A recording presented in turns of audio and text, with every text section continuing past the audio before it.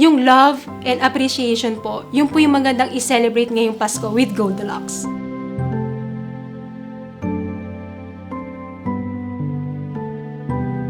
Importante po sa amin mag-celebrate ng friendship ng mga co-parents ko ngayong Christmas kasi po sila po yung tumulong sa amin magpalaki ng mga bata. Parang ups and down, naandyan sila palagi. Ang laki ng tulong niya kasi nga, ever since na pag nga hindi ako available, nandyan siya. Sila po yung tinuturing ng anak ko na second parent. Gusto ko pong maging memorable ang Pasko ngayong taon dahil malaki po talaga ang naitulong sa akin ng aking family, ng aking anak, ng sister ko at ng aking parents. Nung nagkaroon po ako ng anxiety and depression, ang karami ko po na yung aking pong best friend since high school na si Girlie. Siya naman po yung kasama ko pagka kailangan ko ng kausap.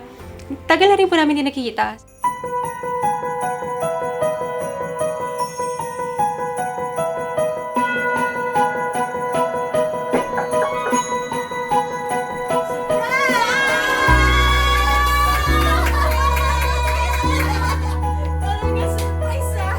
Mula pagkabata, Goldilocks cake ang aming cake. Hanggang ngayon Noche Buena, Goldilocks cake pa rin ang aming handa sa aming table.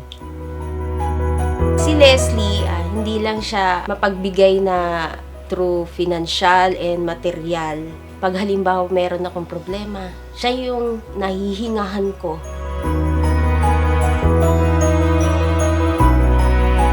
Bali, ito yung first Christmas namin na hindi magkakasama, na nakasanayan namin every year. Nagkaroon kami ng way para magkakasama this Christmas. Yung relationship namin, para na rin kaming magkapatid. Mahalagang i-celebrate namin yung friendship namin this Christmas kasi especially na hiwa-hiwalay na yung mga anak namin ng school, bihira na kami magkita. Ginawa possible ni Goldilocks na magkasama-sama kami.